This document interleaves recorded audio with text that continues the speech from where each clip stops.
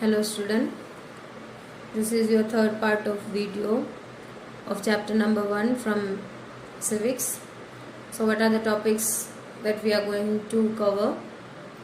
Already first two we have covered, third we have covered in the previous video also. So the first topic, federalism, we have covered in the second part. Today in this video we are going to cover the other two key features of Indian Constitution, that is parliamentary form of government, and third one is separation of powers. So federalism already we have understood in the previous video. So we are moving to the second topic, that is second key features of Indian Constitution, parliamentary form of government. So there are two forms of government that you have to understood. First is parliamentary form of government. So in the parliamentary form of government, the head of the state is Prime Minister, and the second form of government is presidential form of government. So head of the state is considered as president.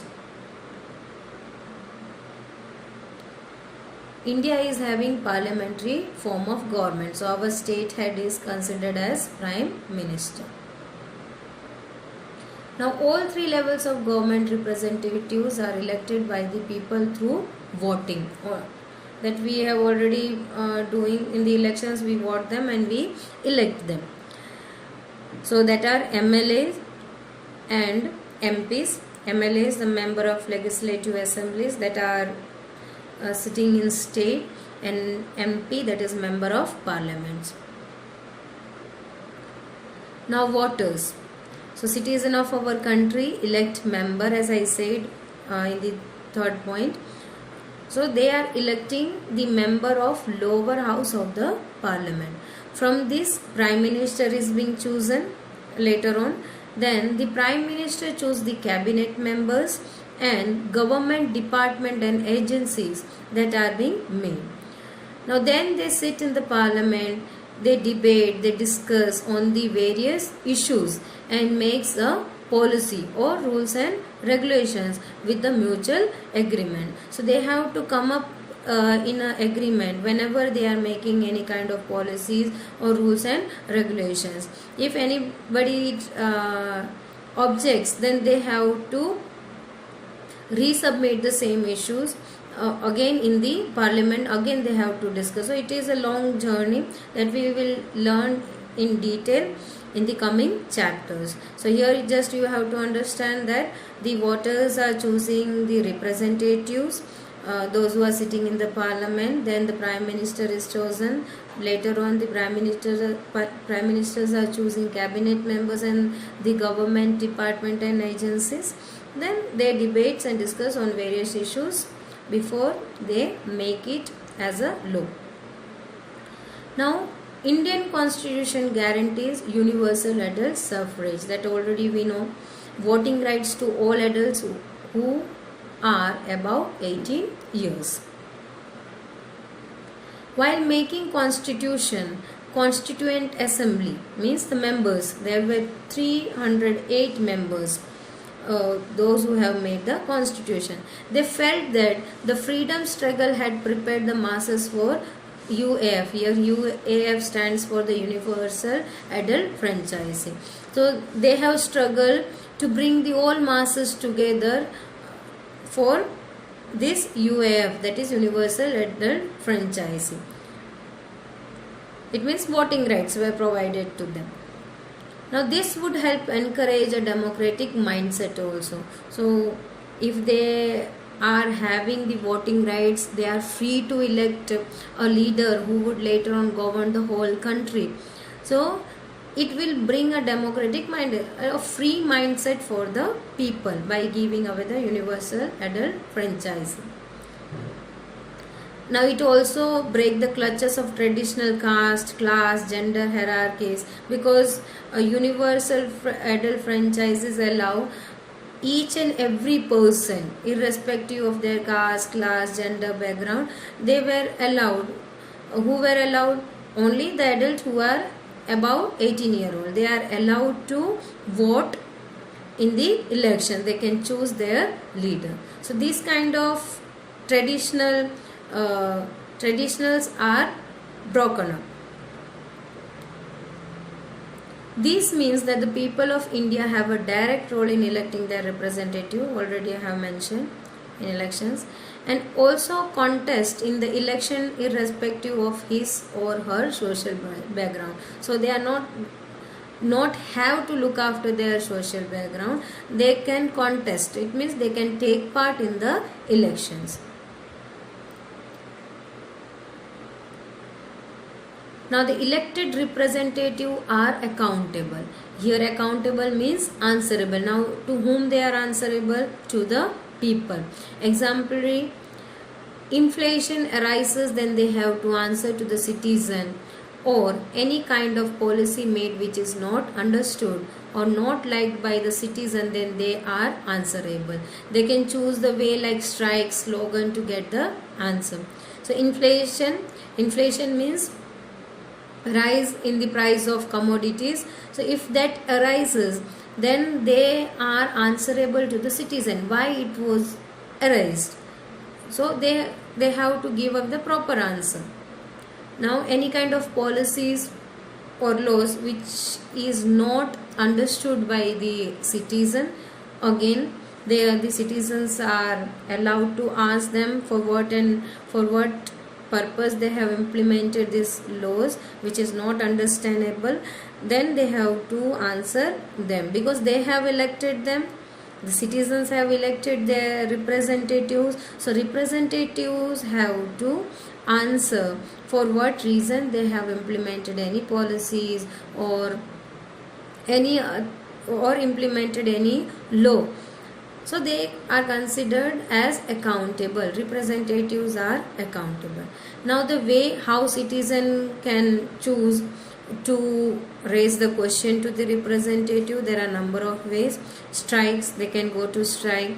They can even move with a rally, with a slogan also, to get away the answer.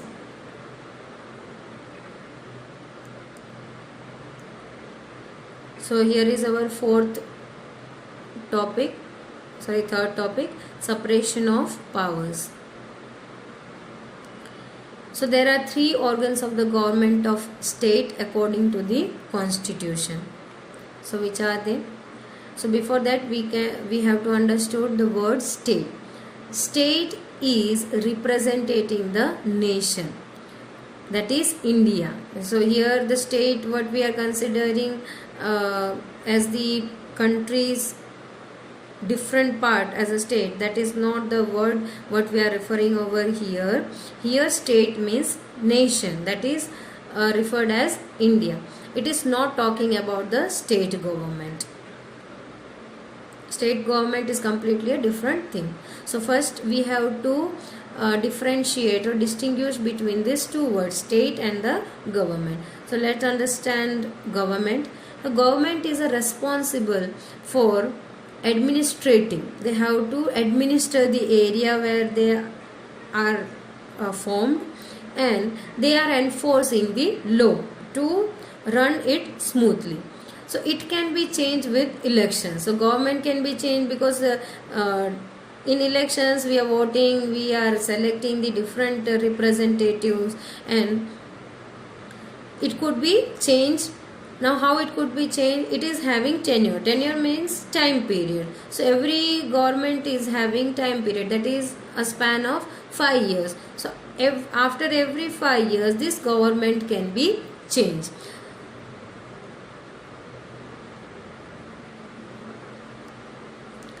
Now state refers to the political situation. What kind of government they have accepted, or political situation, and also that they represent the sovereign people who occupy a definite territory. So they are living in that particular territory. They are talking about the independent people who are living in that particular state.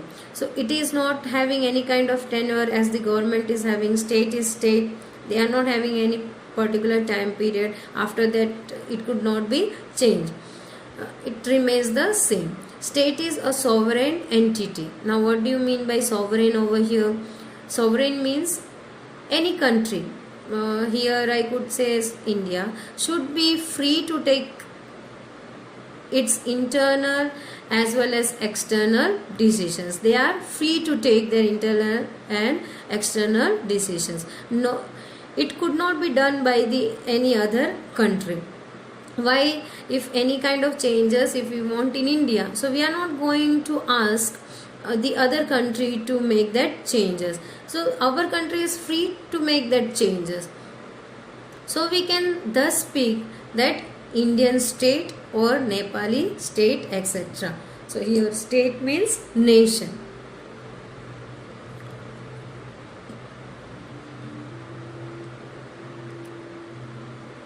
So as I said in previous slide that there are three organs. The first one is legislature. Its work is to make laws. Word means to make anything. Executive. Executive means implement, who implements the law. Word means over here the person who is responsible to put law into action. So executive brings the law into action. The third organ of our government is judiciary. So this is a system of courts. Court systems are handled under this system, and also to review the law which are being made. So after the legislature is making law, this is reviewed by the judiciary. In detail we will learn later. The constitution states that each organ should exercise different powers. So the three organs were having the different powers, individual powers you can say. So they are also having the work purpose also. Legislature make laws, executive only implements the law, judiciary is looking after the laws or reviewing the laws. This ensures check and balance of power between all three. Also, when each organ is having different kinds of power, later on they are also checking and balancing their power between these three organs. How? That we are going to learn. Before that, there are two house assembly in the parliament. One is Lok Sabha and the second is Rajya Sabha. The legislature refers to our elected representative who frames law. So the first one what we were talking about, that was legislature. Its work is to make law. Now who is making law? The elected representative. So who has elected the representative? The citizen. So they are sitting in these two houses and making the laws. They frames the law. Nextly, you are having executive. As I said, executive's work is to enforce or to implement the law. So executive is a smaller group of people who are responsible for implementing law and running the government. They also run the government. Now, who are the people who are running or taking away this responsibility to implement the law? That are police, PM, CM, IAS officers and IPS officers, and even the Council of Ministers. So here executive's head is considered as PM. Prime Minister is the head of the executive. Thirdly, the third system that we are going to talk about is judiciary, or the third organ, that is having Supreme Court, High Court and District Court. So judges and lawyers will also is a part of this organ. Now its work is to pass the law and to review whether the law is made according to the constitution or not. So the third organ, what they are doing, when the legislature has framed any law, then this law is being looked after by the judiciary. They are reviewing. Now how they are reviewing? They are looking the law which has been made by the legislature, whether it is made according to the constitution or not. If it is made or framed as constitution, then this law would be passed on by the judiciary. Or if it is not according to the constitution, then they were having the rights to reject it. They can abolish it. So here the full power the judiciary is having.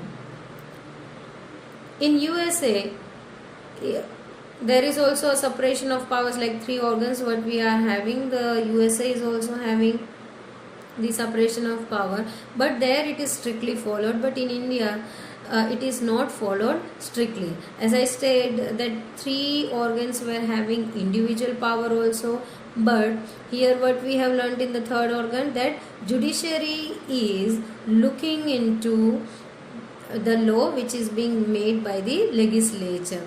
So they were having the power to pass it also, and they were having to the power to abolish also, if it is not according to the constitution.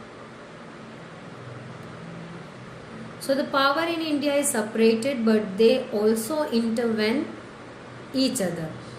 Judiciary has intervened the legislature part or legislature's work, like court review the laws whether it is made according to the constitution or not.